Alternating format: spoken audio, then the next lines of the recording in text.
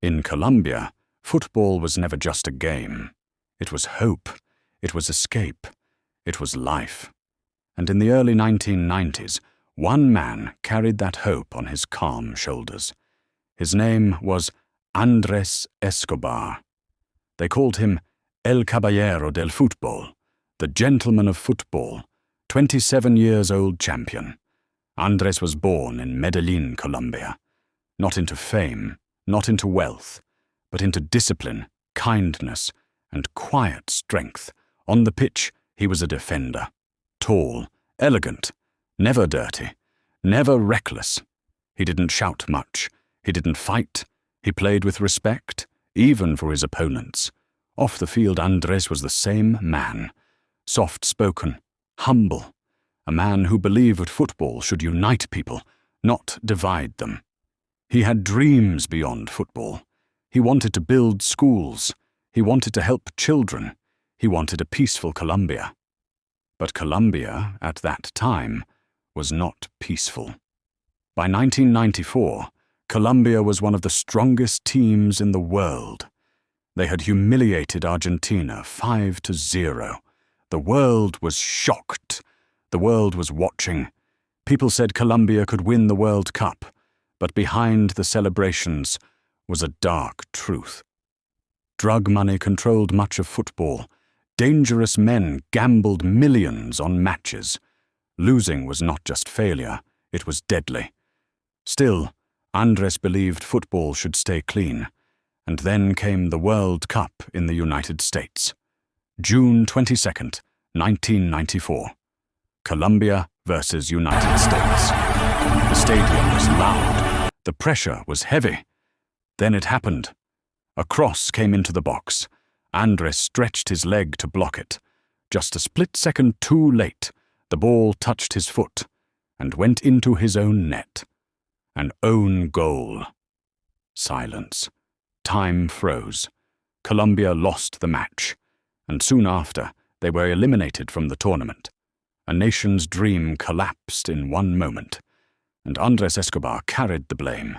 Even though football is never one man's fault, most players would hide. Andrés did not. Instead, he wrote a message to his country.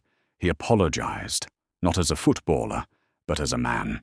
He said, "Life does not end here. We must move forward calmly."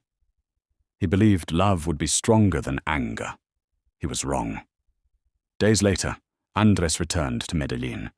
Friends warned him, "Don't go out. Stay hidden. People are angry." But Andrés refused to live in fear. One night, he went to a nightclub with friends. He laughed. He smiled. Outside, waiting in the darkness, was hatred. The argument did not last long. Words became anger. Anger became hatred. Then the gun was raised. Not once, not twice, 12 times, each bullet tearing through the night, each shot followed by a cruel shout. "Goal!" 12 times. Andrés Escobar fell to the ground.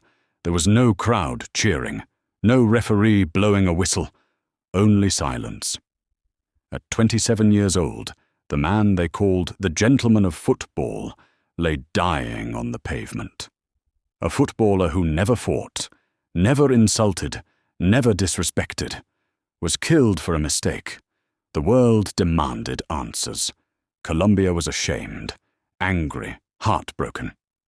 Days later, the man who fired the gun was arrested. His name was Humberto Muñoz Castro, a bodyguard connected to powerful figures.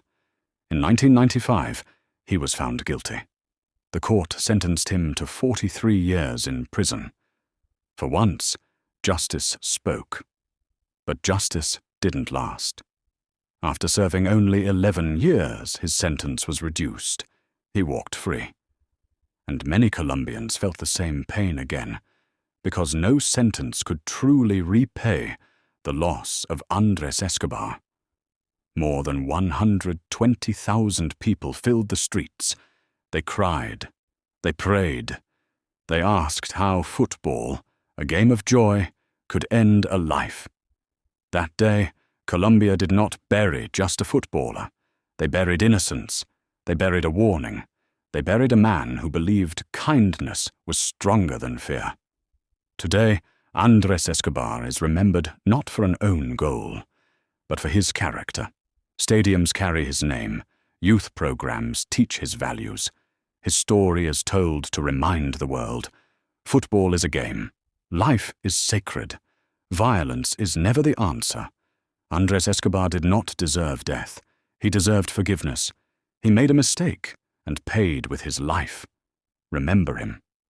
Not for the 12 shots, not for the goal, but for the man who showed the world how dignity looks, even in defeat. Now Reveal Zone asks you, do you think Andrés Escobar received true justice, or was it taken from him twice? How did this story make you feel when you heard it for the first time? Share your thoughts in the comment section.